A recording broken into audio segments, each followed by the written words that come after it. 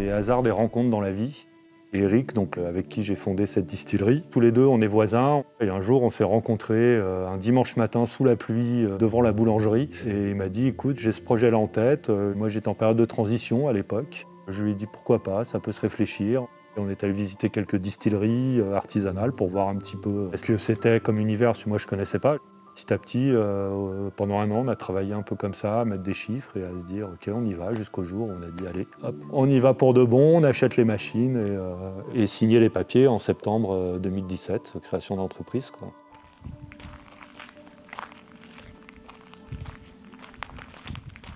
Alors l'endroit, je connaissais déjà M. Thirouin qui a cette ferme et justement, il nous a dit j'ai un local de libre et là on est rentré dans le local de 200 mètres carrés avec la charpente Eiffel et puis on a dit ouh, c'est juste ce qu'il nous faut.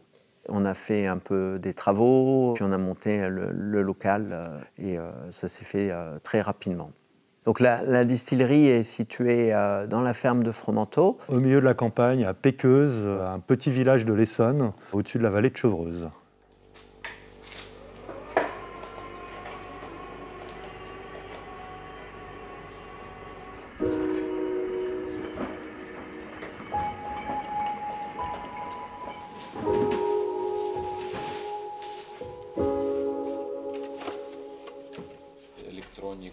Alors l'origine du nom, la fabrique à alcool. En amont en fait, de la création, on a fait des périodes de brainstorming avec Eric et puis des gens extérieurs. Donc on a sorti plein de trucs dans tous les sens. Peut-être qu'on a lancé des noms comme les deux alcoolos, Dupont et Dupont. Moi j'ai toujours aimé cette notion de fabrique en fait. Je suis quelqu'un qui aime la transparence, donc qui aime qu'un nom en fait dise ce qu'il est et ce qu'il fait concrètement.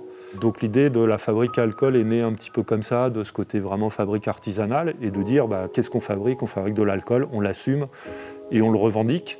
C'est un nom qui a été un peu compliqué à porter au départ, on a eu pas mal de freins de la profession. On fabrique des spiritueuses. Spiritueuse, c'est un nom noble, alors que alcool, c'est un mot un peu, entre guillemets, un peu vulgaire. Donc il n'a pas forcément de valeur. Mais c'était volontaire pour un peu désacraliser le métier. C'est-à-dire qu'on ne se prend pas forcément la tête, mais on va faire des produits, des spiritueux qui vont être d'excellente qualité, quoi. Un plombier. Un mec qui le sait bien. Oui, oui. Ça.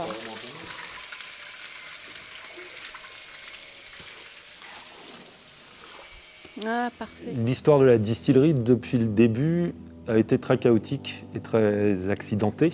C'est arrivé en fait très rapidement. Avant même la première distillation, un des membres de l'entreprise, Corentin, le fils d'Eric, a eu des problèmes de santé.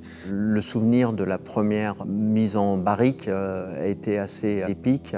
La personne qui nous avait vendu les barriques nous avait dit vous pouvez les utiliser sans les mouiller. Et ce qui est arrivé, on a commencé à mettre le distillat dans les barriques et ça pissait de partout. Et comme on était dans un nouvel atelier, on n'avait rien sous la main pour faire quoi que ce soit. Donc il a fallu revider les barriques avec les moyens du bord. C'était un 23 décembre, juste l'avant-veille de Noël.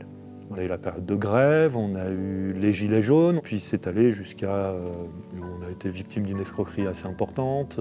Après des aventures au niveau commercial, on avait un distributeur pour les cavistes qui la première année a fait faillite, donc on a perdu un an. Effectivement, alors il y a eu un truc exceptionnel quand même, qui a paralysé un peu tout le monde, qui a été le Covid.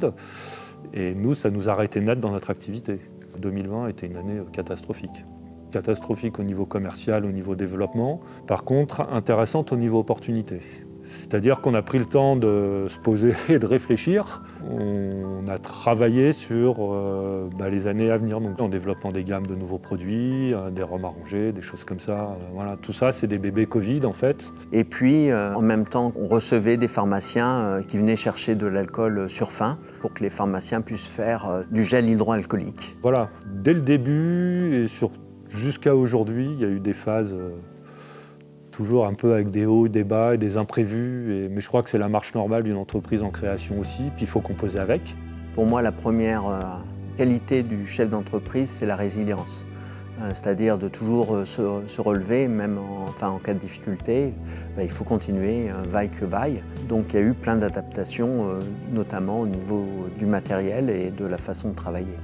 Après, j'ai toujours été convaincu, tant qu'on pouvait maintenir la société hors de l'eau financièrement, j'ai toujours été confiant en fait, parce que je sais qu'on a raison de faire ce qu'on fait. Je sais qu'on est sur des bons produits, les clients apprécient nos produits, on est vraiment dans la bonne dynamique, donc ça, je ne suis pas inquiet là-dessus.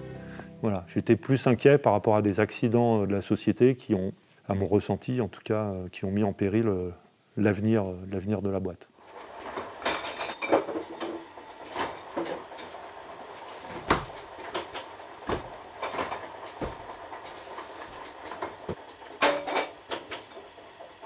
Je dis toujours, ça va être mieux l'année prochaine, ça va fonctionner.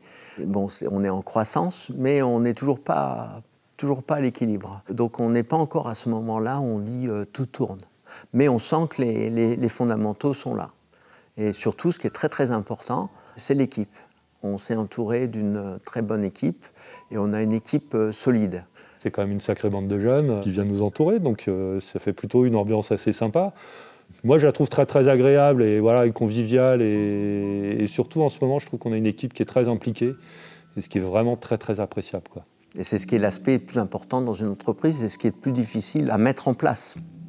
C'est compliqué le recrutement, hein. C'est un art compliqué. Ça va être un profil, une situation, une sensibilité. Se dire, eh ben, écoute, si toi tu t'investis, tu as envie de bosser, eh ben, viens bosser chez nous et nous on va s'investir pour te donner les moyens de t'épanouir chez nous. Quand on recrute quelqu'un, il faut recruter des gens qui soient assez complémentaires les uns des autres.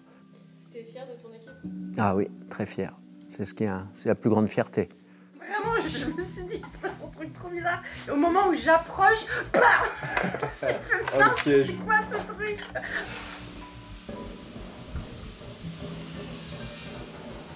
Moi, c'est Pauline. Je suis la responsable de la production de la distillerie La Fabrique à Alcool depuis bientôt 1 an et demi. Mon travail consiste de plus en plus à organiser les tâches quotidiennes de la production. Quand je suis arrivée, la production était un peu moins dense que ce qu'elle devient parce que la croissance de l'entreprise se développe. Du coup, il faut coordonner les actions de chacun. C'est une belle aventure, j'ai appris énormément de choses et j'apprends encore énormément de choses et je vais encore apprendre énormément de choses. C'est quand même des univers qui sont très denses et très importants.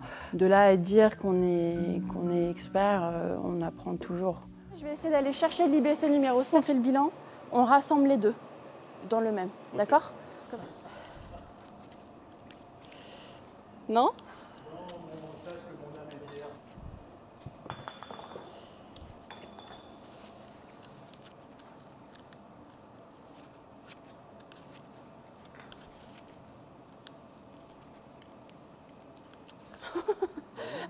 À ouvrir, je pense que ça va être compliqué ça. Parce que les prochains objectifs, c'est de continuer la croissance et de maîtriser la croissance. Ça, c'est un objectif compliqué à tenir. On va lancer 1 ou 2 spiritueux qui feront un peu de volume, mais tout en s'amusant à faire des produits différents et originaux. Et puis, moi, en fait, ce que je souhaite vraiment pour la distillerie, c'est qu'à un moment donné, on puisse avoir des locaux qui soient adaptés au projet complètement, puisque aujourd'hui, ce n'est pas vraiment le cas encore. On voudrait se développer sur le spiritourisme, sur des choses comme ça.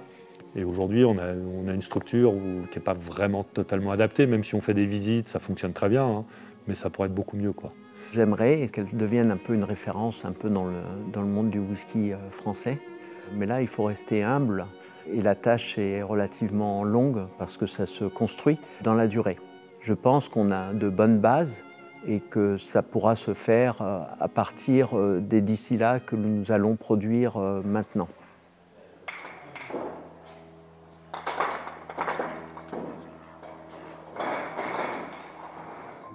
Je pense que vu la vitesse de croissance sur l'année qu'on vient de passer, si tout se passe bien, je pense que la distillerie a quand même un beau potentiel devant elle, dans le sens où en Ile-de-France, il n'y a quand même pas énormément de distilleries. On a une qualité de produit qui se tient, on a une logique de production et de création de produits aussi assez intéressante.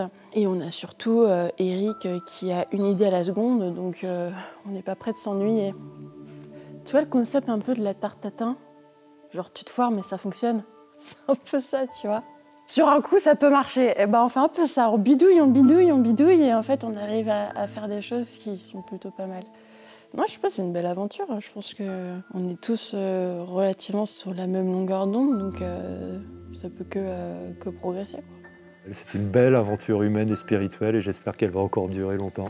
Voilà.